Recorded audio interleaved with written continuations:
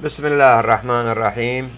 الحمد لله رب العالمين وبه نستعين، والصلاة والسلام على سيد المرسلين محمد وعلى آله وصحبه أجمعين. موضوعنا بعنوان 5 أسباب تؤخر علاج السعال المزمن.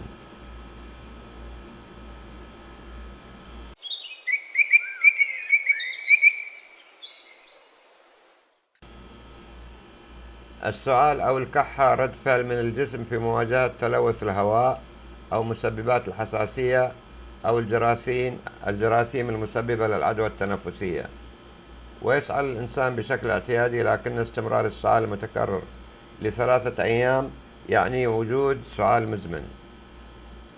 وينقسم السعال إلى نوعين: جاف ومصحوب ببلغم، ويستمر لدى البالغين 8 أسابيع ولدى الأطفال 4 أسابيع، وإذا كان هناك صفير مع السعال لدى الطفل يعتبر ذلك إشارة لعدوى خطيرة.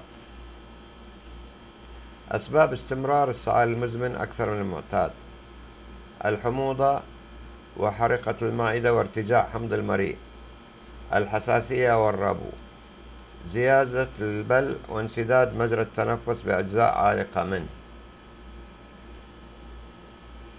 الكافيين والكحول من عوامل استمرار السعال المزمن، ارتفاع مستوى الرطوبة أو زيادة الجفاف.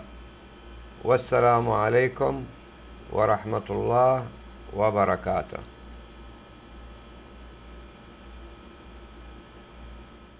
فضلا وليس أمرا، اشتراك، متابعة، إعجاب